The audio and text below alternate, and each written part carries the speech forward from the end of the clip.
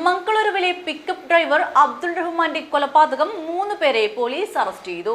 ബണ്ടാളിലെ കല്ലിങ്കി കാനപ്പാടിയിൽ നിന്നാണ് പ്രതികൾ അറസ്റ്റിലായത്.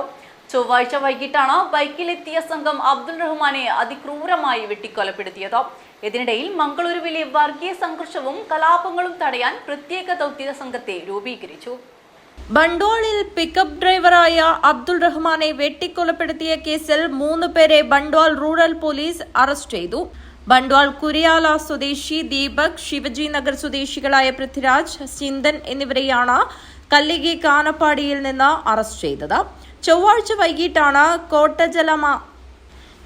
വൈകിട്ടാണ് കോലട്ടമജലു സ്വദേശി അബ്ദുൾ റഹ്മാനെ ഇരക്കോടിയിൽ വെച്ച് ബൈക്കിലെത്തിയ സംഘം വെട്ടിക്കൊന്നത്.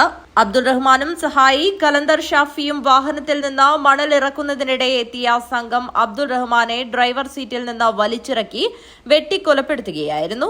തടയാൻ ശ്രമിച്ച കലന്തർ ഷാഫിയെയും സംഘം ആക്രമിച്ചു. ഗുരുതരമായി പരിക്കേറ്റ ഇയാൾ മംഗളൂരുവിൽ ചികിത്സയിലാണ്. സംഭവത്തിൽ 15 പേർക്കെതിരെയാണ് പോലീസ് കേസ് രജിസ്റ്റർ ചെയ്തത്. ഇതിനിടയിൽ മംഗളൂരുവിൽ തുടർച്ചയായി ഉണ്ടാകുന്ന വർഗീയ സംഘർഷങ്ങളും കലാപങ്ങളും തടയാൻ പ്രത്യേക ദൗത്യ സംഘത്തെ രൂപീകരിച്ചു. നക്സൽ വിരുദ്ധ സേനയിലുണ്ടായിരുന്ന DG ഉൾപ്പെടെ 248 അംഗ സംഘം ദക്ഷിണ കന്നഡ, ഉടുപ്പി, ഷിമോഗ ജില്ലകൾ കേന്ദ്രീകരിച്ചായിരിക്കും പ്രവർത്തിക്കുക. വിദ്വേഷ പ്രസംഗങ്ങളെ കുറിച്ചുൾപ്പെടെ സംഘം വിവരങ്ങൾ ശേഖരിക്കും. അക്രമം തടയാൻ മുൻകരുതലെടുക്കുകയും ചെയ്യും.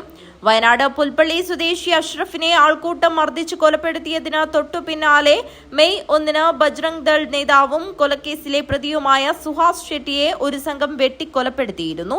ഇതിനിടയിലാണ് വീണ്ടും കൊലപാതകം നടക്കുന്നത്. ക്രമസമാധാനമായ തകർച്ചയെ തുടർന്ന് Mangaluru city police commissioner, Dakshina Kannada SP എന്നിവരെ സ്ഥലം മാറ്റി. സിറ്റി പോലീസ് കമ്മീഷണർ അനുപം അഗർവാളിന് പകരം സുധീർ റെഡ്ഡിയാണ് പുതിയ കമ്മീഷണർ.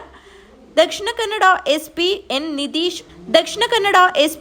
N നിതീഷിന് ഉടുപ്പിയിലേക്കാണ് സ്ഥലം മാറ്റിയത്. പുതിയ SP ആയി അരുൺകുമാർ ചുമതലയേറ്റു. News bureau, Mangaluru.